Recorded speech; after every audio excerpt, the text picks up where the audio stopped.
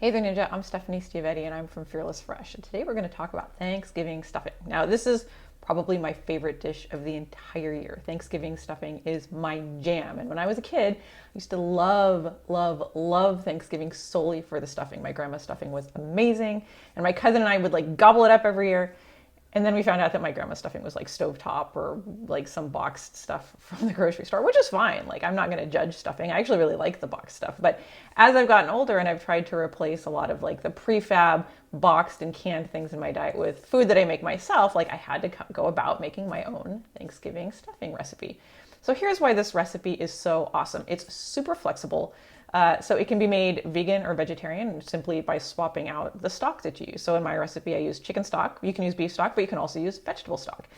You can make it gluten-free simply by using gluten-free bread cubes. And here's why that's actually awesome. So when you're making stuffing, you're actually making a savory bread pudding, right? So what you're essentially doing is you're soaking bread in liquid and then baking it. Now, the bread, since you're soaking it in liquid, bread falls apart. That's what bread does when it gets wet, right? So if you're using a thicker, heavier, more dense bread, it's actually going to hold its own better against the soaking and stirring that is involved with making stuffing. And that is why gluten-free bread actually works really well for this.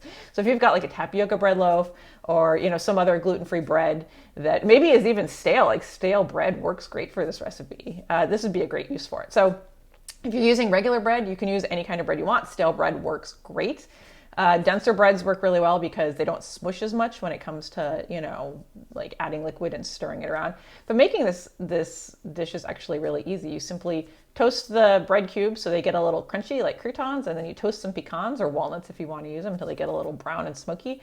And then you brown some vegetables, some onions, some celery, and a bunch of other stuff in there. And so one key to getting really good flavor out of your stuffing, like a really perfect, like savory, satisfying flavor, is to not just brown your vegetables and onions and celery really quickly, but to actually like let them brown, like cook them over a slow heat so they slowly caramelize. And you'll know they're caramelizing because you get little bits stuck to the bottom of your pan. Now remember, browning is flavor, but browning is also super close to burning. So you don't want to burn your stuff. You don't want to do it over high heat. You don't want to do it for a really, really, really long time because they'll start to burn.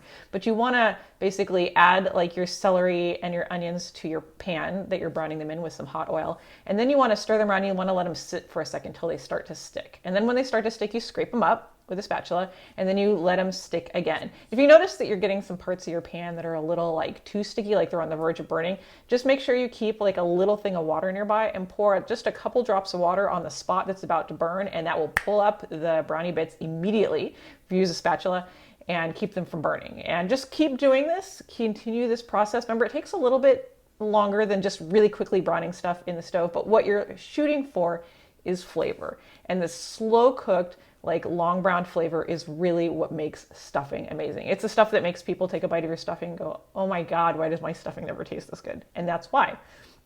So like I said, the key is to get nice even browning. You want to make sure that your vegetables, your celery, and your onion have good browning coating on them. And in this recipe, you can even brown the fruit too if you want. Like, I don't call for it because I'm trying to like kind of speed this recipe along because I know that Thanksgiving's already kind of a free for all when it comes to like being busy in the kitchen. But if you want to brown the fruit, the apples and the persimmons, or whatever fruit you want to add to this recipe, you absolutely can. You'll get even more beautiful flavor. And then what you do is you combine everything in the pot, stir it up, the stock and the bread and the vegetables, and let it sit for like 5 minutes so that the bread soaks up all of that beautiful flavor, all the beautiful flavor from the stock, all the beautiful flavor from the browned vegetables. And then after it's sat for like 5 minutes, you very gently fold in the fruit, or if you've already browned them, you've already folded them in, so that's fine. And then you put everything in a greased baking sheet and you put it in the oven. Now, here's one more tip. Like, if you cover your stuffing for the entire time you bake it, it'll have a beautiful, soft, tender bread pudding like texture. If you want a crispier stuffing on top, about 10 minutes before it's done, you take the foil off the top of the stuffing and the top will crisp up just like it would for a cookie or a turkey, a chicken, or for like a mac and cheese casserole. So if you like your stuffing really soft and tender, leave it covered the whole time. But if you want the top crispy and then the underneath it nice and tender, like take the foil off like 5-10 minutes before it's done and it will crisp up and turn beautiful golden brown. So that's about it. Somewhere on this page, you'll find either the recipe for this or a link to the recipe. And as always, be sure to visit Fearless Fresh if you want to become a faster, more creative, more efficient home cook. Have a good one. Happy Thanksgiving.